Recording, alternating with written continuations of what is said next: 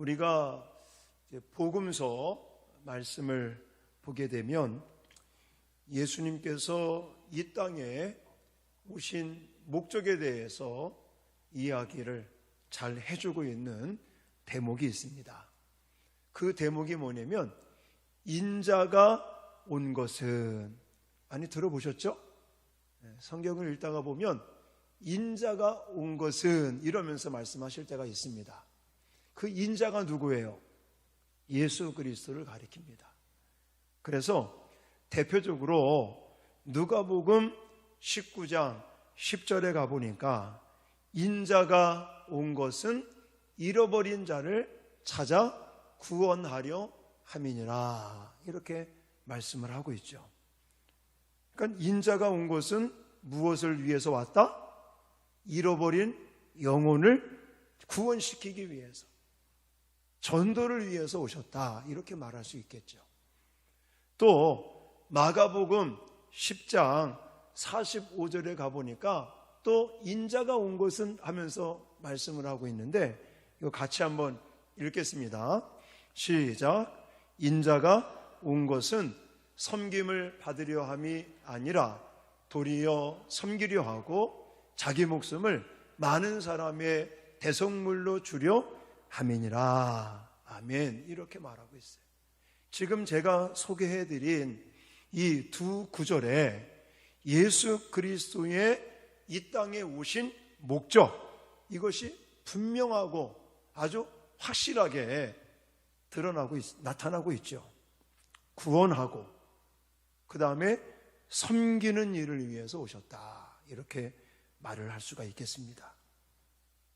예수님께서 구원하고 섬기는 일을 위하여 이 땅에 오셨다면, 그러면 예수 그리스도를 만났고 예수 그리스도를 믿고 예수 그리스도를 따르는 우리를 가리켜 뭐라고 그럽니까?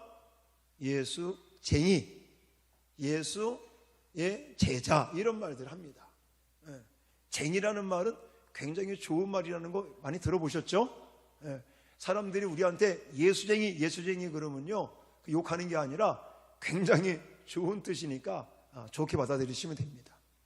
자, 어쨌든 예수 그리스도께서 무엇을 위해서 오셨다고요? 잃어버린 영혼을 구원시키고, 두 번째는 섬기기 위해서,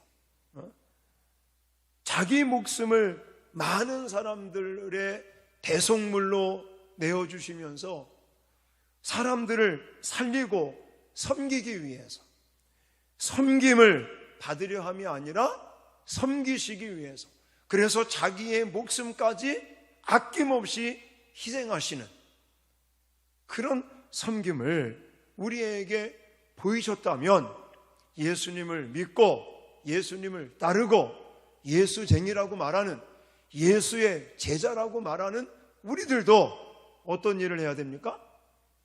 이걸 해야 되겠죠. 예수님께서 그래서 떠나시면서까지도 말씀하신 게 뭐예요? 너희는 오직 성령의 충만함을 받고 성령의 권능을 받아 예수의 이름으로 제자를 삼고, 그리고 세례를 베풀고, 또 하나님께서 가르쳐 분부하신 것들을, 하나님의 말씀을 가르쳐 지키게 하라. 내가 세상 끝날까지 너희와 함께 하겠다라고 마지막 떠나시면서까지 말씀을 하시면서 지상명령으로 땅끝까지 복음 전할 그 사명을 저와 여러분들에게도 주신 줄 믿습니다. 할렐루야. 그런데 우리가 영혼을 구원시키는 일, 이 전도하는 일에, 물론 오늘 본문에서 제가 그걸 강조하고 있지는 않습니다. 그걸 강조하려고 드리는 말씀은 아닌데, 이게 이제 오늘 본문에 이제 이 섬김에 대한 발을 씻기는 사건이잖아요. 그러니까 섬김에 대한 이야기를 더 강조하는 것이지만, 제가 예수님이 이 땅에 오신 것에 대한 설교를 하면서 사실 전도에 대한 이야기도 해야 되겠다 하는 마음으로 말씀을 드리는 거니까 참고로 여러분들이 말씀을 좀 이렇게 이해를 하시면 되겠습니다.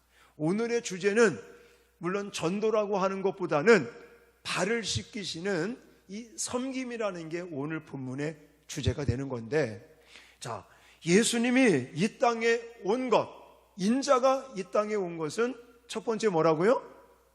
잃어버린 영혼을 구원시키는 것. 그걸 쉬운 말로 말하면 전도하기 위해서 오셨어요. 예수님께서 잃어버린 영혼을 구원시키기 위해서, 전도를 위해서 오셨다면 우리도 뭘 해야 되겠습니까? 전도해야 되겠죠. 할렐루야. 근데 안 해. 지난 주일날도 목사가 그냥 9시 예배, 11시 예배 때 그냥 전도해야 된다고 그렇게 목이 그냥 쉬도록 강조를 했건만, 전도주일, 선교 전도주일 막 이런 얘기도 하면서 마지막 주가 이제는 그냥 선교 전도주일이 아니라 둘째 주만 빼놓고 매주가 전도주일이라고, 주일날도 2시에 모여서 기도하고 전도하러 나갑시다. 또 토요일날도 10시에 모여서 기도하고 전도하러 나갑시다. 수요일날도 낮예배 끝나고 전도하는데, 저녁예배 못 나오시는 분들은 낮예배 나와서 같이 예배드리고 은혜 받고, 그리고 전도지 돌리는데 불과 20-30분밖에 안 걸립니다. 그거 돌리자고 그렇게 그냥 쳤는데, 와, 더 안 나왔어요. 더 안 나왔어. 지지난 주보다 더 안 나왔어. 목사가 그런 말을 하면 좀 감동이 안 되나? 억지로 막 시켜야 되나? 다른 교회처럼 막 잡아 돌릴까요? 제가 그걸 못해서 안 하는 게 아닙니다. 저도 옛날에는 칼을 좀 들고 했었는데, 그렇게 해보니까 그게 별로 성경적인 것 같지 않아가지고, 제가 지금 추구하는 바는 자율적으로 하자. 자율적으로. 해라. 막 이번에는 뭐 예를 들어서 남전도회 회장님서부터 다 모여라. 막 이래가지고 막 으쌰으쌰 이런 것보다는 우리가 자율적으로, 주일날 2시에 모여서 전도지 돌리는데, 예를 들어 뭐 일이 있어서 못 하시는 분들이야 어쩔 수 없지만, 그때 다 같이 모여서 열심히 한번 전도지도 돌려보고 이리저리 전도를 합시다. 그러면 알아서들 나오셔야 되는데, 하여튼 돌아오는 토요일날 주일부터 만약에 계속 이렇게 협조를 안 하고 말을 안 듣는다, 그러면 저도 잡아 돌리겠습니다.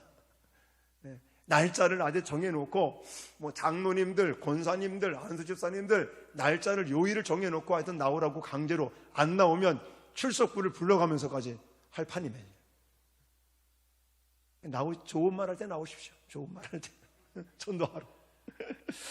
오늘의 주제는 이게 아닌데 나왔기 때문에 말씀을 좀 드렸고요. 하여튼 노방전도도 열심히 해야 되고, 그리고 개인적인 관계전도도 열심히 해야 되고. 왜냐? 예수님이 인자가 이 땅에 오신 목적이 뭐라고요? 잃어버린 영혼을 구원시키기 위한 거라 그랬잖아요. 그리고 우리에게 전도의 지상명령으로 전도의 사명을 주시고 떠나셨잖아요. 그러므로 예수의 제자된 우리가 첫 번째로 가장 우선적으로 해야 될 게 뭐라고요? 잃어버린 영혼을 찾는 거예요. 죽어가는 영혼들을 살리는 거예요. 복음을 전하는 겁니다. 예루살렘과 온 유대와 사마리아와 땅끝까지. 할렐루야. 그래서 노방전도서부터 시작을 해서 또 관계전도까지 잃어버린 영혼들, 이 영혼을 살리는 전도에 저와 여러분들이 힘써야 될 줄 믿습니다. 그리고 오늘 본문에 강조하는 섬김을 우리가 이제 살아야 돼요. 예수님이 이 땅에 오신 목적이 이거거든요. 자, 오늘 앞부분에 있는 내용들은 예수님께서 저와 여러분들이 잘 알고 계시듯이 최후의 만찬을 하시면서 제자들의 발을 하나하나 닦아주시는 거였어요. 자, 그러시면서 이런 말을 하셨죠. 자, 15절입니다. 15절 시작.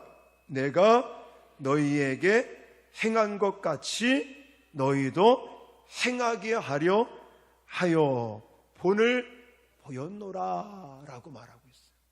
어떻게 본을 보이셨어요? 선생이지만 여기 14절에 보면 주와 또는 선생이 되었지만 너희 발을 씻었으니 하시면서 너희도 서로 발을 씻겨주는 것이 옳다 이런 말을 하시면서 예수님이 친히 물을 담아다가 제자들의 발을 하나하나 닦아주시고 씻어주시고 그리고는 수건을 두르시고 그 수건으로 제자들의 발을 하나하나 닦아주시면서 예수님이 뭘 보이신 거라고요? 섬김의 본을 보여주셨다. 이렇게 성경은 말씀을 하고 있습니다. 무슨 본을 보이셨다고요? 섬김이라고 하는 본을 보이신 거. 그러니까 예수의 제자로서 예수님을 믿고 예수님을 따른다고 하는 우리들이 해야 될 두 번째가 뭐예요? 섬김의 삶을 살아야 된다는 것이죠. 섬김. 그러면 왜 예수님께서 친히 본을 보여주시면서 섬김을 강조하실까요? 왜 섬김을 강조하시겠습니까? 섬김은요, 살아나기 때문에 그렇습니다. 할렐루야. 그러니까 잃어버린 영혼을 구원시키는 일, 살리는 일과 섬기는 일은요, 연관성이 있어요. 오늘은 이제 그 부분보다는 우리가 어떻게 섬길 것인가, 예수님이 어떻게 섬김을 본으로 보이셨는가, 예수님의 모습을 살펴보면서 우리가 어떻게 섬길 것인가 라는 그 관점에서 우리가 함께 말씀을 정리하도록 하겠습니다. 자, 먼저 저는 사랑을 실천하여서 섬김을 예수님께서 보여주셨다. 이렇게 여러분에게 소개해드리고 싶어요. 무엇을 실천하셨다고요? 사랑을 실천하심으로. 자, 1절 말씀을 다시 보십시다. 1절 말씀. 예수님께서 지금 유월절을 맞이하고 최후의 만찬 전에 이렇게 제자들의 발을 씻기시면서 섬김의 본을 보이시는데 어떠한 마음으로 섬기시는지 또 무엇을 통해서 섬기시는지, 자, 1절 말씀 같이 읽겠습니다. 시작. 유월절 전에 예수께서 자기가 세상을 떠나 아버지께로 돌아가실 때가 이른 줄 아시고 세상에 있는 자기 사람들을 사랑하시되 끝까지 사랑하시니라 라고 말하고 있어요. 이제 발을 씻기시는 그 사건의 앞부분에 강조되고 있는 게 뭐냐면 세상에 있는 자기 사람들을 뭐 하신다고요? 사랑하신다. 끝까지 사랑하신다라는 이야기를 하면서 발을 씻기시는 이런 장면들을 볼 때에 이 발을 씻기는 것은, 섬기는 것은 결국은 무엇이 밑바탕이 되어 있다? 사랑의 마음이 밑바탕에 있는 것이다 라는 거예요. 우리가 다른 사람을 섬겨야 될 이유, 뭐 하기 때문에? 사랑하기 때문에. 근데 사랑은요, 추상적인 게 아닙니다. 사랑은 눈물의 씨앗이 아니에요.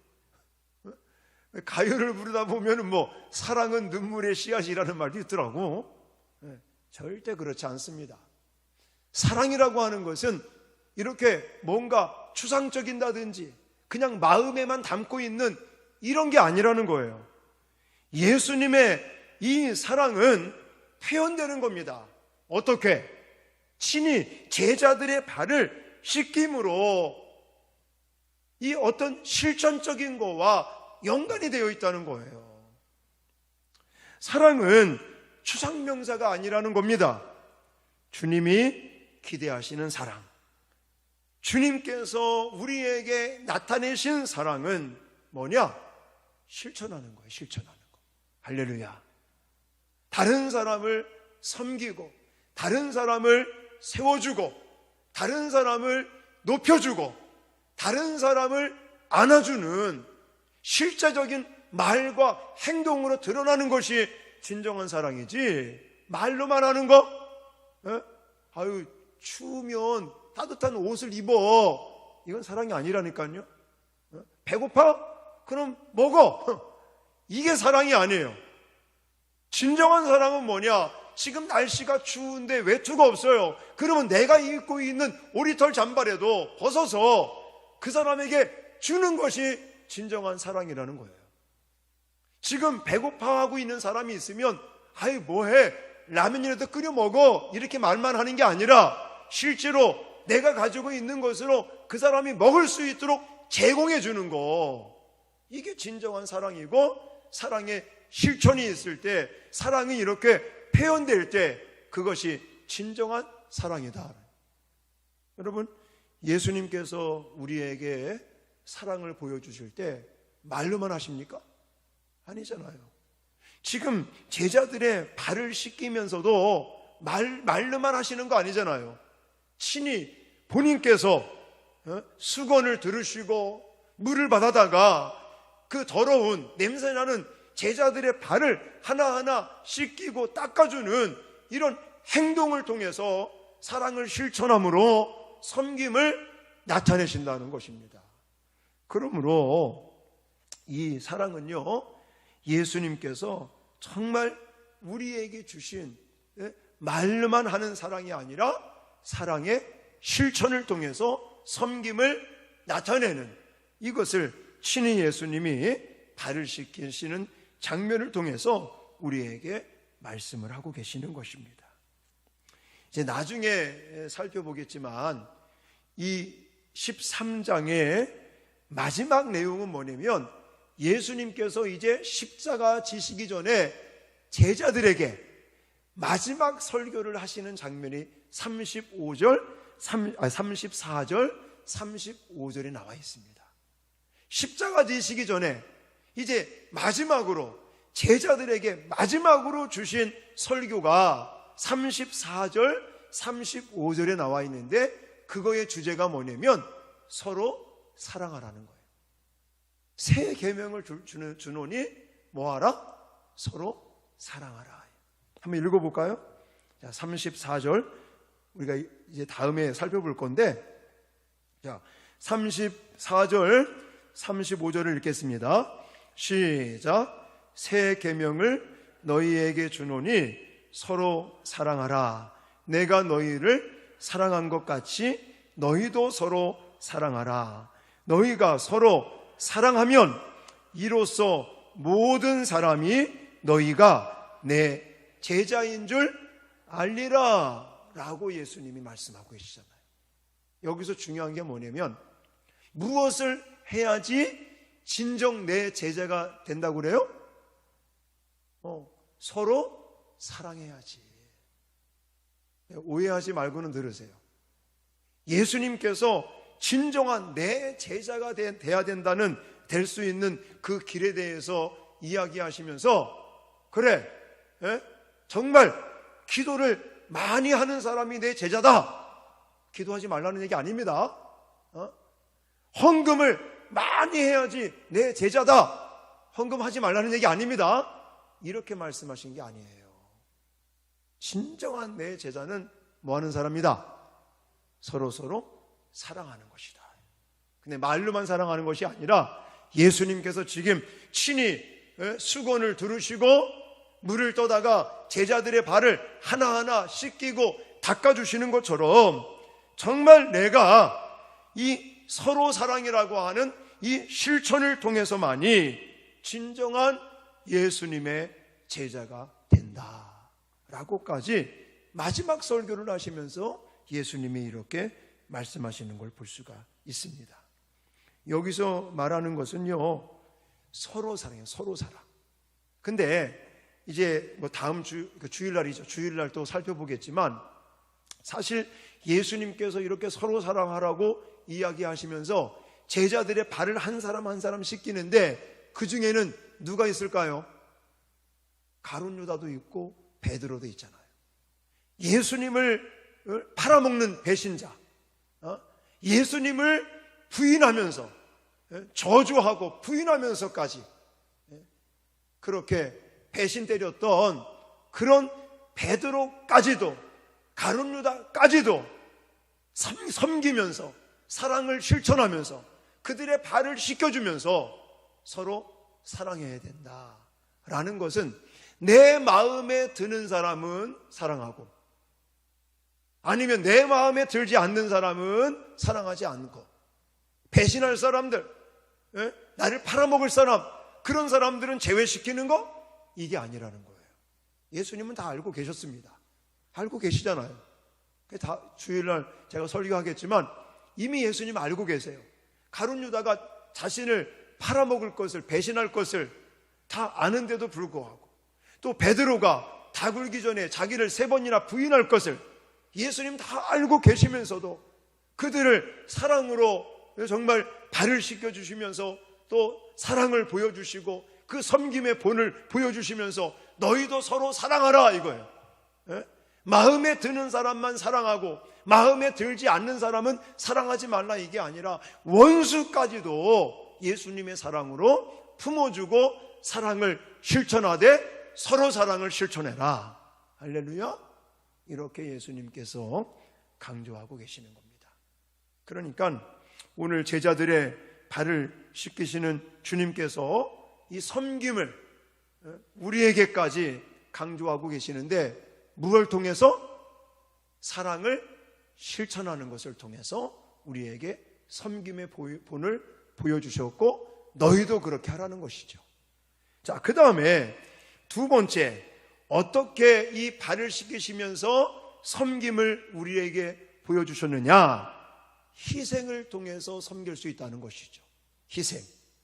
자, 예수님께서는 저녁 잡수시던 자리에서 일어나 겉옷을 벗으십니다. 그리고 물을 떠오신 후에 허리에 수건을 두르시고 무릎을 꿇고 제자들의 발을 한 사람 한 사람 닦아주시죠. 이 모습을 여러분들이 가만히 상상을 좀 해보세요. 그러면 이 모습은요, 자기의 자존심이라든지 이런 것들을 내려놓지 않으면 할 수가 없는 거예요. 아니, 요 당시에 발을 씻기고 하는 사람은 대부분 이렇게 종이라든지 신분이 낮은 사람들이 하는 거거든요. 근데 예수님은 주가 되셨고 또 아까도 말씀드렸지만 선생이라고 하는 그런 어떤 위치에도 제자들의 발을 그렇게 하나하나 씻겨주시는 것은 자기를 내려놓는 거죠. 자기의 희생이다. 저는 그렇게 해석이 되는 것입니다. 이것은 하나님이신 예수 그리스도께서 자기를 비우시는 거예요. 자신의 모습을 정말 낮추는 모습이죠. 그래서 섬길 때는요, 희생이 따르지 않으면 절대 섬길 수가 없습니다. 자기 것을 내려놓지 않고는. 그래서 빌립보서 2장에 가니까 바울은 이렇게 자신을 비우고 자신을 희생시키시는 예수님을 향해서 이렇게 고백을 하거든요. 자, 같이 읽겠습니다. 빌립보서 2장 6절로 8절입니다. 시작. 그는 근본 하나님의 본체시나 하나님과 동등됨을 취할 것으로 여기지 아니하시고 오히려 자기를 비워 종의 형체를 가지사 사람들과 같이 되셨고 사람의 모양으로 나타나사 자기를 낮추시고 죽기까지 복종하셨으니 곧 십자가에 죽으심이니라 라고 말하고 있습니다. 여기 보면 종의 형체, 종이 되었다고 표현을 하고 있어요. 자기를 복종시키는데 자기를 비워서 종의 형체가 되었다, 이렇게까지 이야기를 하는 거예요. 다시 말해서 신이신 그분이 종이 되었다는 거예요. 무엇을 위해서? 섬기기 위해서, 희생하기 위해서, 살리기 위해서. 그러니까 내가 내 자신을 비우고 내가 더 낮아지고 내가 정말 내 자신을 희생해 가면서 내 자신을 비우고 내 자신을 낮추고 내 자신을 희생을 통해서 다른 사람을 섬기게 되면 오히려 나중에는요, 이것 때문에 하나님께서 높이심을 믿으시기 바랍니다. 할렐루야. 그 원리를 우리가 깨달아야 됩니다. 이것은 바로 하나님이신 예수님이 보여주신 종의 도리, 다시 말해서 섬김의 삶을 우리에게 소개하고 있는 것입니다. 이 모습을 한마디로 말한다면 자기를 희생시키는 모습이라고 이야기할 수 있겠죠.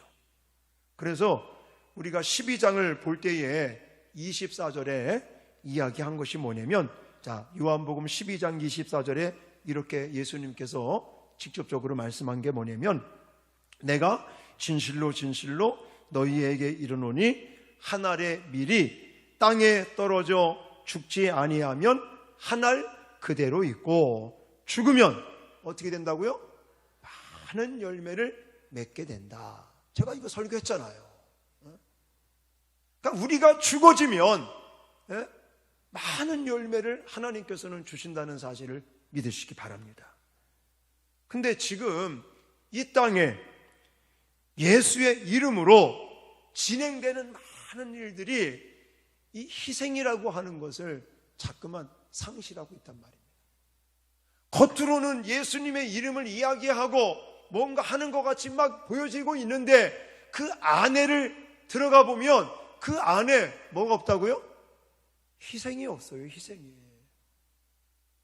우리 십자가의 능력은요, 자기를 비우고 자기를 낮추고 희생할 때 거기에 진정한 능력이 나타나고 희생을 통해야지 진정한 열매가 풍성하게 맺혀진다는 사실을 저와 여러분들이 잊지 마시기를 주님의 이름으로 축원합니다.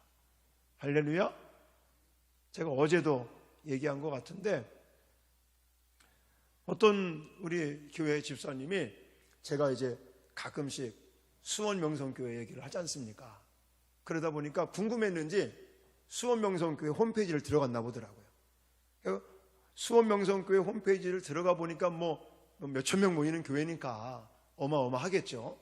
그러면서 유 목사님 설교를 아마 이제 듣게 된 것 같은데, 유 목사님 설교를 막 들으면서 뭐 제주도에 그 수양관 같이 또 건물을 하나 구입하신 이야기나 뭐 이런저런 얘기들을 쭉 하는 걸 이제 들으시면서 도전도 많이 받았고 은혜도 많이 받았다는 이야기를 하면서, 목사님, 우리 교회도 수원명성교회의 지교회로 세워진 거니까, 그리고 지금 하나님께서 은혜를 많이 주고 계시니까 차차 우리 교회도 그렇게 되겠죠? 네. 수원명성교회 같이 그렇게 되겠죠? 막 이렇게 하면서 본인도 우리 교회가 앞으로 그렇게 이제 부흥하고 성장하고 또 큰 일들을 좀 많이 하는 그런 교회가 됐으면 하는 바람이겠죠.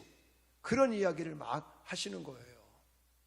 그래서 제가 그 이야기를 들으면서 집사님, 우리 교회도 충분히 그렇게 될 수 있다고, 그렇게 만들어 주실 것이라고. 아멘 하는 사람 별로 없네요. 그런 얘기를 하면서 저는 속으로 어떤 생각을 했냐면, 그 이야기는 물론 하지 않았습니다.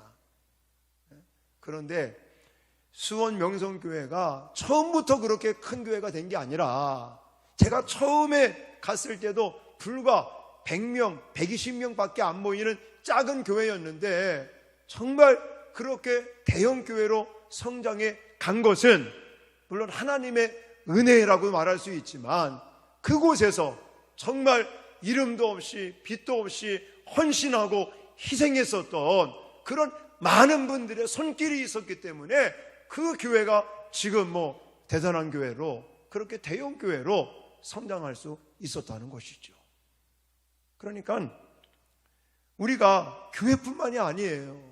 가정에서도 마찬가지고, 여러분들이 속해 있는 모든 공동체 안에서, 또 이 믿음 공동체 안에서 희생이 없이는, 자기가 낮아지고 자기가 정말 죽어지고 자기가 희생되는 게 없이는요, 절대 풍성한 열매를 기대하지 말아야 된다는 사실을 성경은 우리에게 말씀하고 있습니다.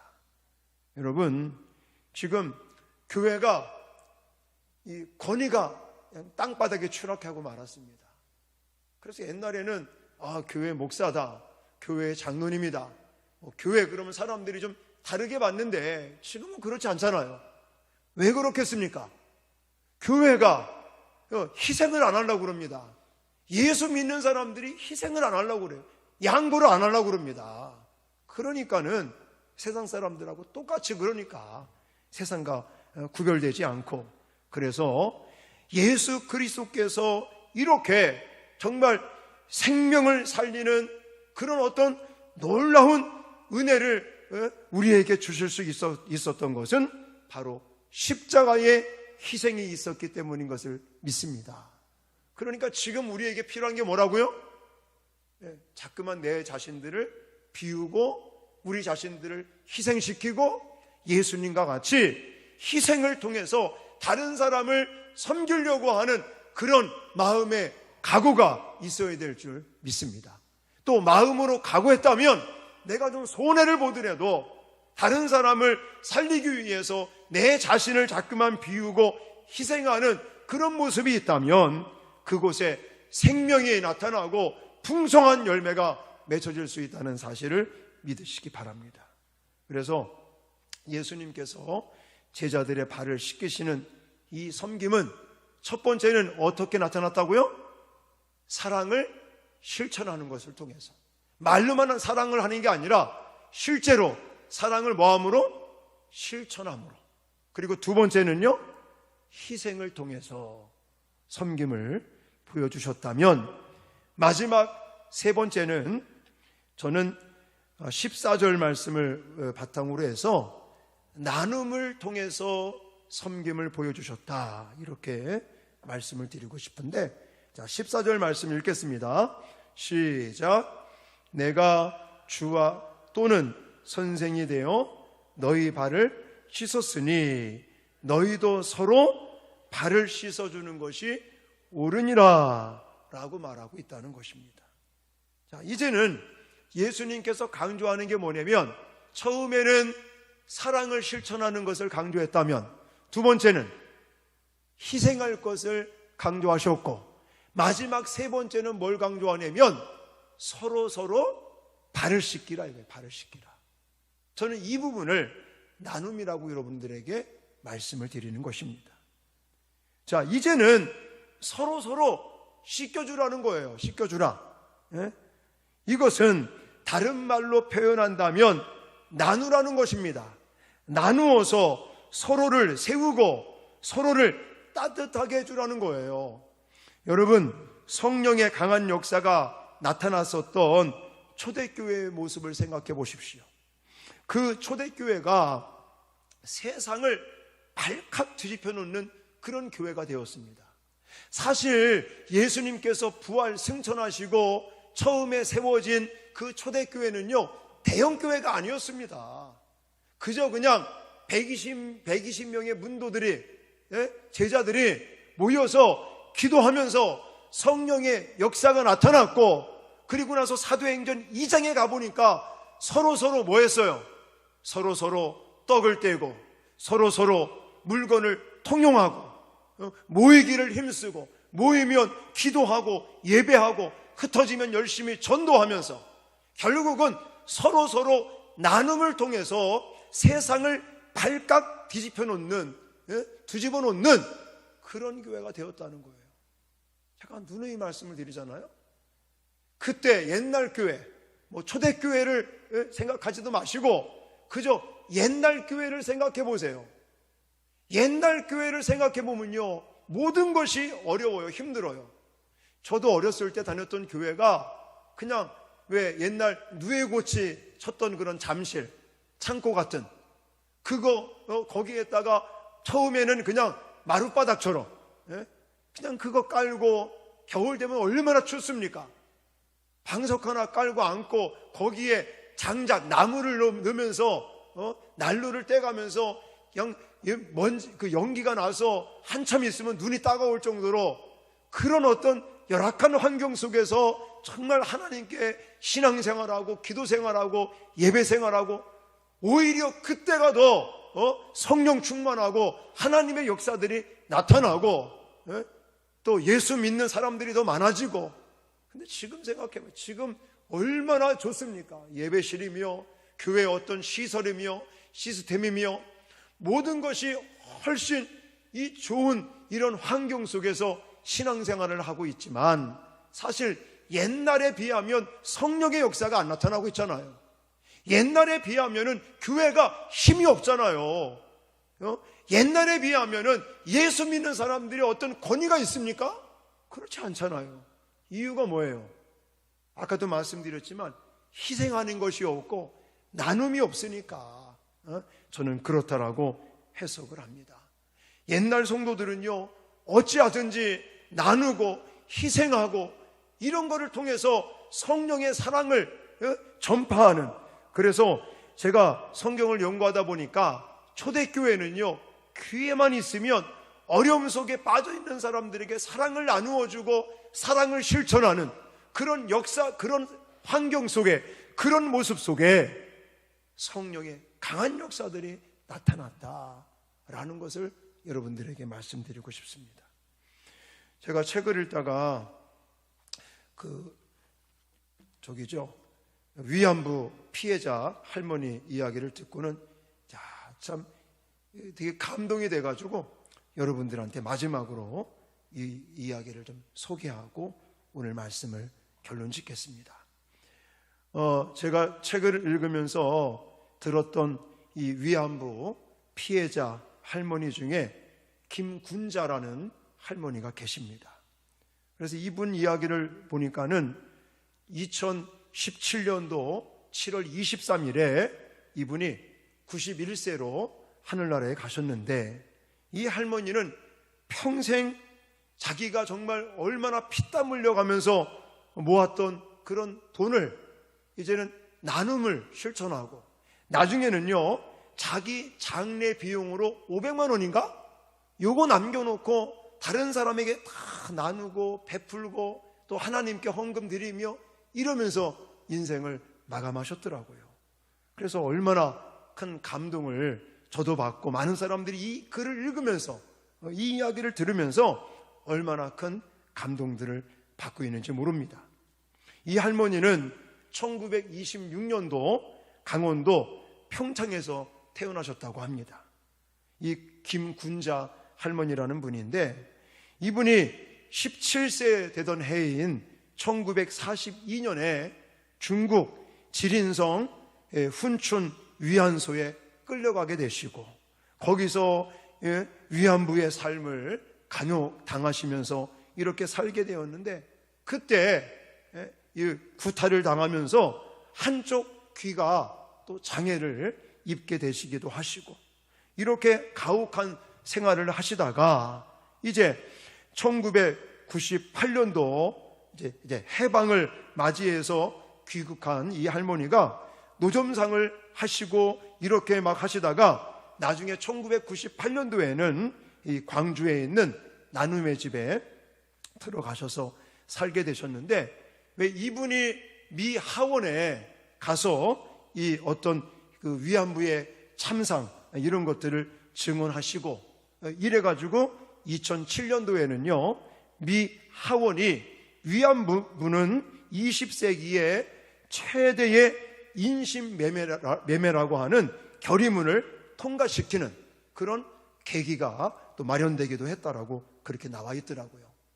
이런 할머니께서 이제 마지막 인생을 어떻게 사셨냐면, 그저 그 틈틈이 막 노점상을 하시면서 모았던 돈이나 또 나중에는 이제 정부로부터 지원금을 받고 하시면서 알뜰하게 저축하시고 그렇게 사시다가 2000년도에는요 5천만 원이라고 하는 큰 돈을 아름다운 재단에 기부를 하셨다고 그럽니다. 그러고 나서 정말 우리 시대에 희망을 주는 인물 100인에 들어가시기도 하셨고, 그 후에 2006년도에는 또 5천만 원을 기부하시면서 그렇게 아주 많은 사람들에게 감동을 주기도 했는데, 2015년도에는요 그동안 모았던, 가지고 계셨던 1억 5천만 원이나 되는 큰 돈을 자기가 출석하고 있었던 교회에 헌금을 하면서, 이 헌금은 정말 돈이 없어서 공부를 못하는 학생들을 위해서 써달라고 그렇게 교회에 큰 돈을 헌금을 하시기도 했던 이런 모습들을 우리에게 이렇게 잔잔하게 감동을 주시면서 소개하는 글들을 제가 읽은 적이 있습니다. 얼마나 아름답습니까? 여러분, 비록 자기는 위안부에 끌려가서 정말 비참한 인생을 살았지만 그래도 어려운 환경 속에 그 모았던 그런 어떤 이 돈들을 이제 나눔을 통해서, 기부를 통해서, 그리고 정말 힘들고 어렵게 공부하는 다음 세대들을 위해서 써달라고 큰 돈을 교회에 헌금하면서 이렇게 아름다운 나눔을 실천하셨던 이 할머니의 모습이 사실 예수님과 같은 모습이 아니겠는가 하는 생각에 여러분들에게 소개를 했습니다. 사랑하는 성도 여러분, 오늘 예수님께서 수건을 들으시고 제자 한 사람 한 사람의 발을 씻기시는 이 사건을 저와 여러분들이 다시 한번 이 사건을 살펴보면서 과연 우리들은 어떠한 섬김의 삶을 살아가고 있는가? 예수님께서는 이런 섬김의 삶을 사셨는데 나는 지금 얼마만큼의 섬김의 삶을 살고 있는가를 한번 점검해 보시는 귀한 시간이 돼야 될 줄 믿습니다. 예수님께서는 마지막 십자가의 죽음을 앞두고 제자들에게 발을 씻기시면서 섬김의 본을 보이시면서 섬김의 삶을 우리에게 소개해 주셨는데 어떻게 섬김을 가르쳐 주셨다고요? 사랑을 실천하는 것을 통해서 섬기라고. 두 번째는 자신을 희생을 통해서, 마지막 세 번째는 나눔을 통해서 섬김의 삶을 실천하라고 예수님께서 우리에게 친히 본을 보이시면서 가르쳐 주셨습니다.